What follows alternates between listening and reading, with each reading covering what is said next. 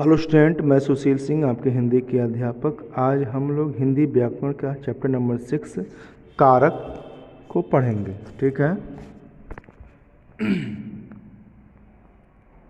नीचे दिए वाक्यों को ध्यान से पढ़िए। रवि अपने मित्रों के साथ बगीचे में खेल रहा है।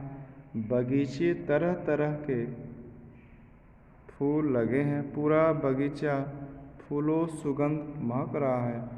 फूलों की तितलियां मंडरा रही हैं। ठीक है, इसको हम समझते हैं।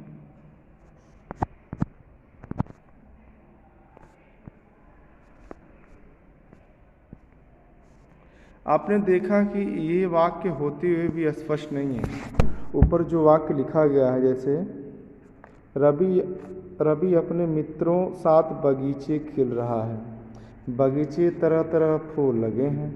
पूरा बगीचा फूलों सुगंध महक रहा है। फूलों तितलियां मंडरा रही। तो आपने देखा कि ये वाक्य जो है, ऊपर जितने भी वाक्य दिए गए हैं, ये वाक्य होते हुए भी स्पष्ट नहीं, मतलब क्लियर नहीं है, कुछ गलत लग रहा है। ठीक है, पढ़ते समय लग रहा है कुछ मिस्टेक है, कुछ गलत है।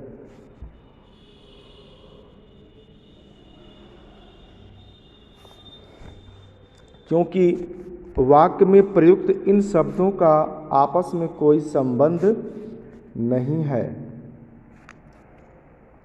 यदि इन्हीं वाक्यों को हम इस प्रकार लिखें,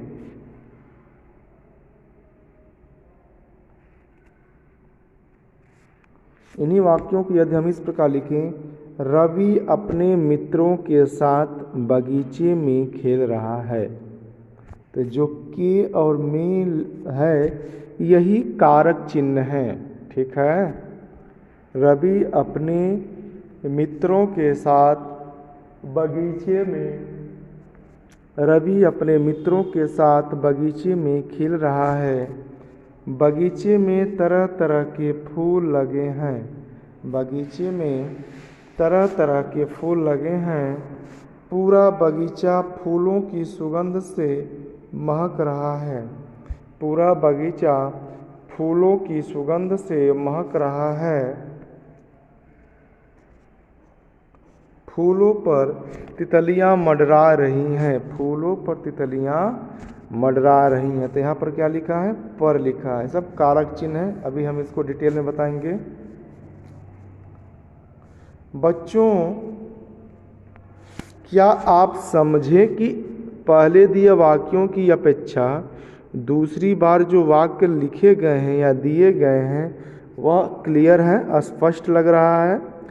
क्योंकि जो नीचे वाले वाक्य हैं, इन शब्दों के आपस में जोड़ने के लिए के, में, की, से, पर आदि चिन्हों का आदि का प्रयोग किया गया है। यही जो शब्द होते हैं, जो आपका के, में, पर, से, इन्हीं शब्दों को हम कारक चिन्ह कहते हैं। ये शब्द क्या कहलाते हैं? कारक चिन्ह कहलाते हैं।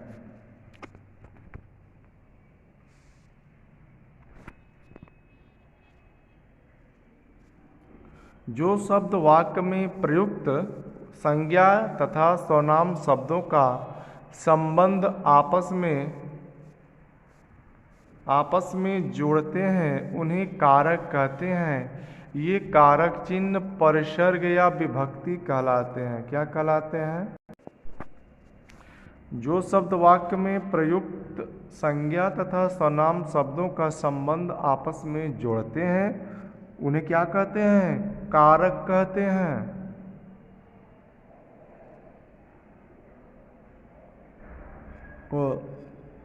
और इन्हीं कारक चिन्हों को हम विभक्ति कहते हैं। ठीक है। नेक्स्ट है आपका,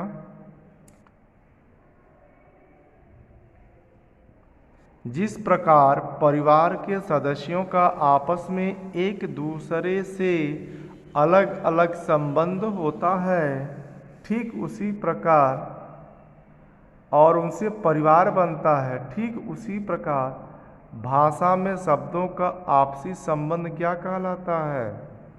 कारक कहलाता है।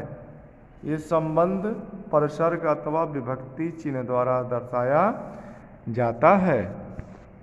नेक्स्ट है आपका कारक का भेद, यह सबसे इम्पोर्टेंट है, इसको याद कर लीजिएगा आप लोग।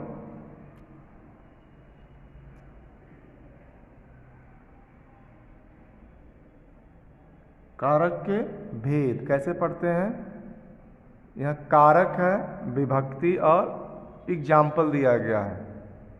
कर्ता ने कर्म को करण से या के द्वारा, संप्रदान को के लिए, अपादान से, यहाँ अपादान से का अर्थ अलग होने के लिए, मतलब फ्रॉम होगा, क्या होगा यहाँ पर फ्रॉम होता है इंग्लिश में, और यहाँ पर से है, से मतलब यहाँ विथ मतलब साथ से होता है, यहाँ से का अर्थ विथ है, यहाँ से का अर्थ फ्रॉम मतलब अलगाव के लिए, अपादान से मतलब अलगाव हो रहा, कोई वस्तु या कोई व्यक्ति किसी चीज़ से अलग होती है तो वह अपादान कारक होता है, और किसी से जुड़ता है तो क्या होता है, से होता है। संबंध का, के की, रा रे रे, अधिकरण में, पर, संबोधन, हे, अरे। ठीक है, अब इसको अच्छे से समझते हैं हम लोग।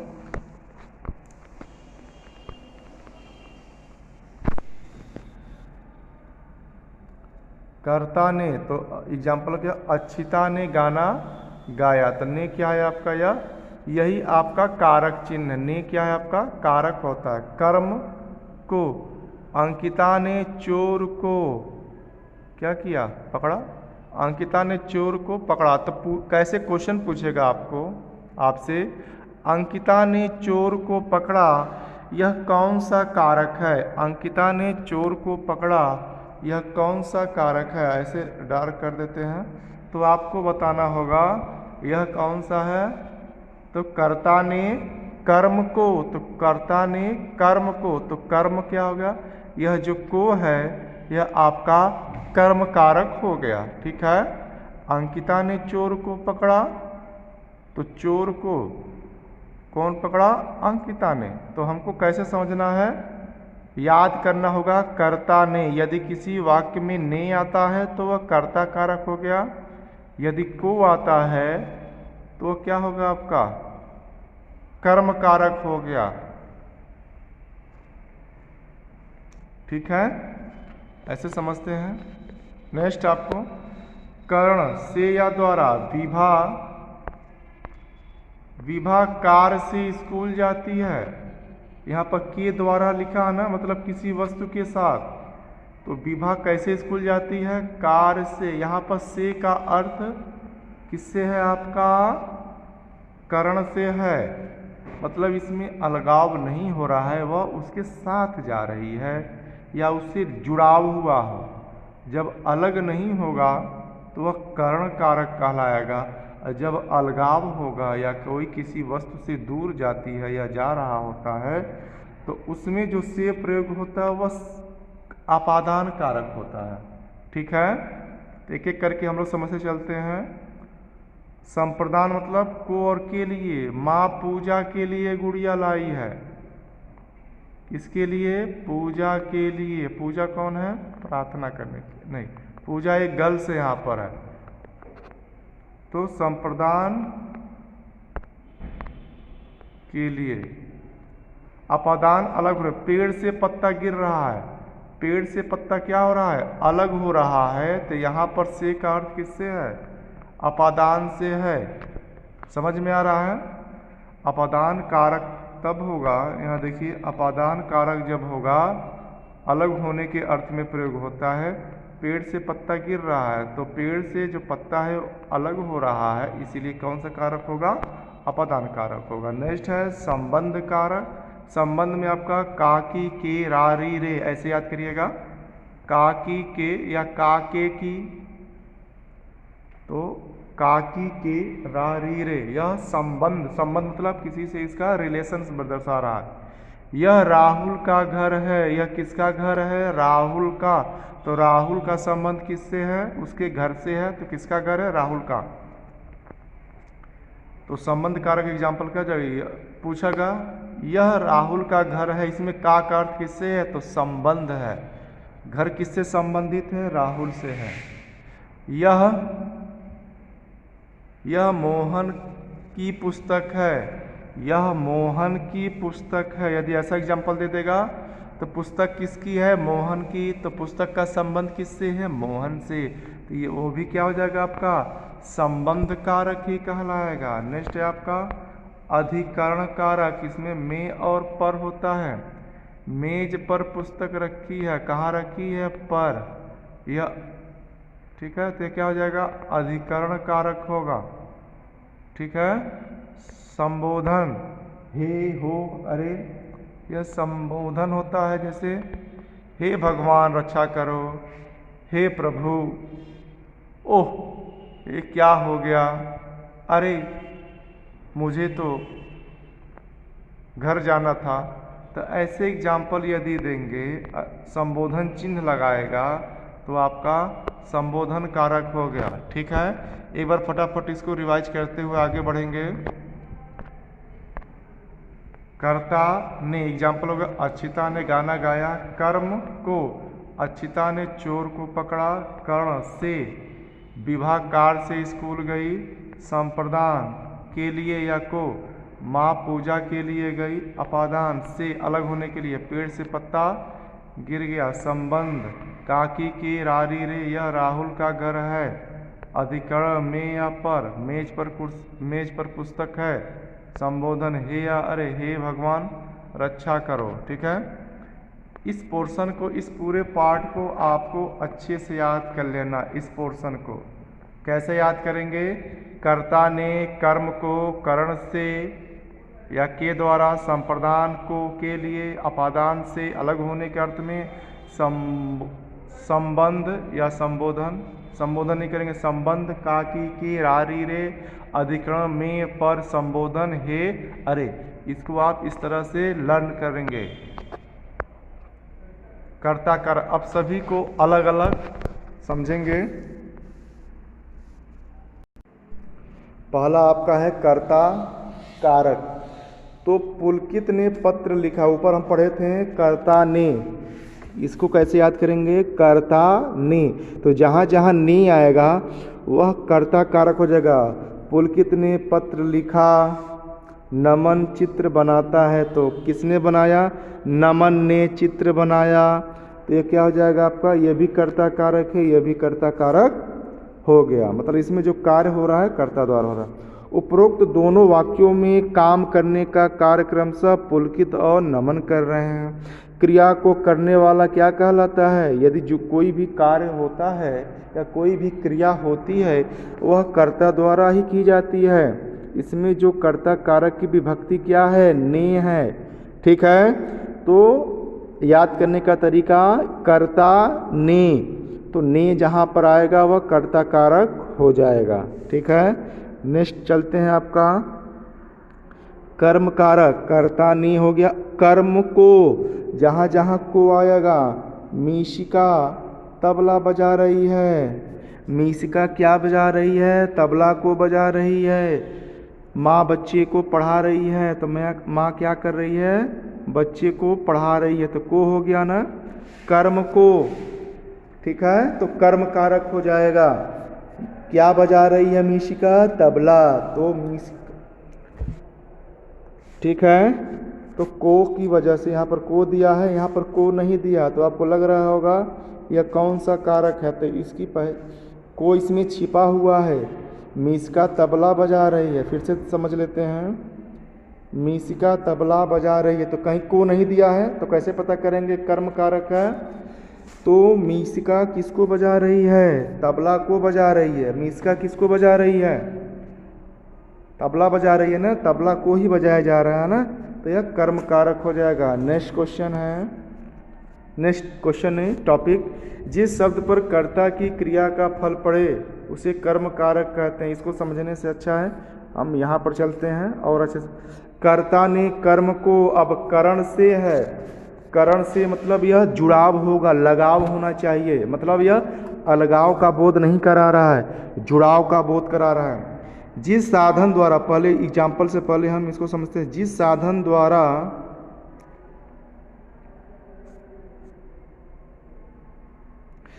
साधन द्वारा या जिसकी सहायता से कार्य पूरा किया जाता है उसे क्या कहते हैं?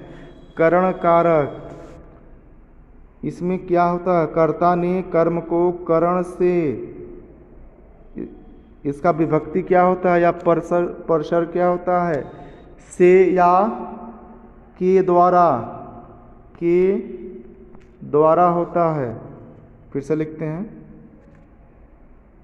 से या के द्वारा, ठीक है, मतलब जिनके माध्यम से होता है उसकी बात की जा रही है। वंश कार से स्कूल जाता है, तो वंश किससे स्कूल जा रहा है? किसके द्वारा स्कूल जा रहा है? कार के द्वारा जा रहा है, तो इसलिए यह कौन सा कारक हो जाएगा? करण कारक होगा। ठीक है। काव्या पेंसिल से लिख रही है, काव्या किससे लिख रही है या किसके द्वारा लिख रही है? पेंसिल के द्वारा लिख रही है, तो यह क्या हो जाएगा? करण कारक होगा। ठीक है। तो अब तक हमने क्या क्या पढ़ा? कर्ता ने कर्म को करण से। तीसरा कारक है आपका संप्रदान कारक। संप्रदान में होगा आपका को या के लिए। ठीक है। जैसे यह पुस्तक मेरे लिए है, तो एग्जाम्पल से समझते हैं इसको। माँ बेटी के लिए कंप्यूटर लाई, या माँ बेटी के लिए स्मार्टफोन लाई, या मोबाइल लाई, या खिलौना लाई। तो यहाँ पर के लिए कौन सा कारक प्रयोग किया जा रहा है? संप्रदान कारक है। के लिए क्या हो गया आपका? संप्रदान कारक हो गया। ठीक है। नर्स रोगी को दवा पिलाती है। नर्स किसको दवा पिलाती है? रोगी को। ठीक है। तो यह कौन सा कारक हो जाएगा आपका? संप्रदान कारक। ठीक है। जिसके लिए क्रिया की जाती है, देखिए यहाँ पर, जिसके लिए क्रिया की जाती है वह संप्रदान कारक कहलाता है। संप्रदान कारक की विभक्ति को तथा के लिए होती है। क्या विभक्ति होती है? को तथा के लिए होती है। नेक्स्ट है आपका अपादान कारक। अपादान कारक का विभक्ति क्या होता है? से। यहाँ पर अलगाव की बात होगी, अलग होने की बात। कोई भी वस्तु किसी से अलग जब होती है, वहाँ पर यदि से का प्रयोग होता है तो वह कौन सा कारक होगा? अपादान। अब तक हमने क्या पढ़ा? कर्ता ने कर्म को करण से के द्वारा, संप्रदान को के लिए, अपादान से। अपादान से यहाँ पर अर्थ है अलगाव से, अलग होने के लिए। अब एग्जाम्पल के माध्यम से हम लोग अच्छे से समझेंगे। देखिए, छत से पानी टपक रहा है। कहाँ से पानी टपक रहा है? छत से। मतलब ये छत है, अब पानी टपक रहा है, मतलब पानी जो है छत से क्या हो रही है? अलग हो रहा है ना, या इससे क्या हो रहा है? अलग हो रहा है, दूर हट रही है। तो कौन सा कारक हो जाएगा? अपादान कारक कहलाएगी। ठीक है। गंगा हिमालय से निकलती है, तो गंगा कहाँ से निकलती है? हिमालय से। तो हिमालय से गंगा नदी क्या हो रही है? पृथक हो रही है, अलग हो रही है। इसलिए यह कौन सा कारक कहलाएगा आपका? यह आपका अपादान कारक ही कहलाएगी। ठीक है। गंगा, जैसे मान लो यह हिमालय पर्वत दिया है बुक में, देखो देखिए, और गंगा इसमें से निकल रही है। ठीक है। निकल रही है ना, तो क्या हो रही है? नदी, गंगा नदी हिमालय पर्वत से अलग हो रही है, दूर जा रही है, पानी बहते हुए दूर जा रहा है ना, तो अलगाव का बोध हो रहा है यहाँ पर। इसलिए यह क्या होगा आपका? अपादान कारक होगा। कौन सा कारक होगा? अपादान कारक। पेड़ से पत्ते गिरते हैं या गिर रहे हैं, पेड़ से पत्ता अलग हो रहा है, यह भी कौन सा कारक होगा? अपादान कारक होगा। नेक्स्ट कारक पर चलते हैं हम लोग। संबंध कारक।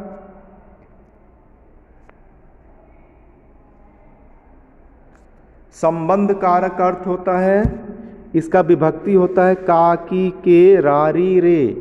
ठीक है, यह अपनत्व को दर्शाता है, अपनापन को दर्शाता है। जैसे यह पुस्तक मेरी है, तो मेरी में री आ गया, तो काकी के रारी रे विभक्ति है ना। ऊपर देखिए, चार्ट में देखिए, तो अभिनव की पुस्तक मिल गई। तो किसकी पुस्तक मिल गई? अभिनव की। यहाँ पर आपका संबंध कारक हो गया। ठीक है, इसका विभक्ति कौन कौन सा होता है? अब विभक्ति देखिए इसका, यहाँ पर दिया गया है का के की तथा रा रे री, यह क्या होगा? परसर्ग होता है या विभक्ति चिन्ह होती है। ठीक है, तो किसी वस्तु का किसी से अगर संबंध दर्शाएंगे तो वह आपका संबंध कारक कहलाएगा। ठीक है, दूसरा एग्जाम्पल, संभव का भाई नटखट है। किसका भाई नटखट है? संभव का। यहाँ पर का क्या है आपका? संबंध कारक है। अधिकरण कारक, अधिकरण का अर्थ होता है में या पर, मतलब मेज पर पुस्तक रखी है, अलमारी में कपड़े रखे हैं, तो किसी को किसी के ऊपर रखा जाता है या उनका रिलेशन होता है। इस मेले में बहुत भीड़ है, भीड़ कहाँ पर है? मेले में है, तो यहाँ पर अधिकरण कारक हो जाएगा। कौन सा कारक होगा आपका? अधिकरण कारक। मेले में बहुत सी भीड़ है या बहुत भीड़ है।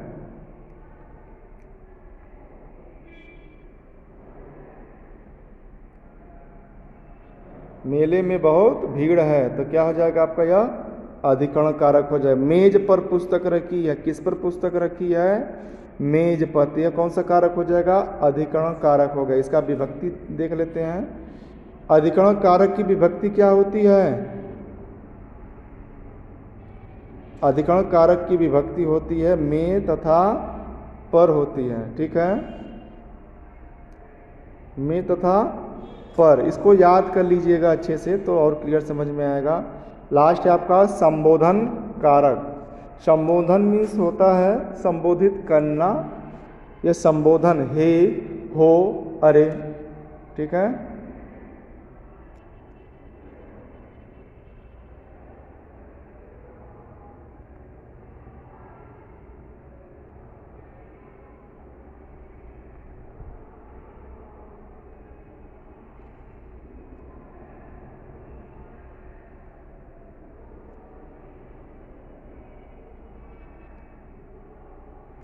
हे भगवान ये क्या हो गया? तो हे क्या है आपका? संबोधन कारक है। अरे क्या है? संबोधन कारक है। ठीक है, आज के लिए बस इतना ही। Thank you class, thank you बच्चों।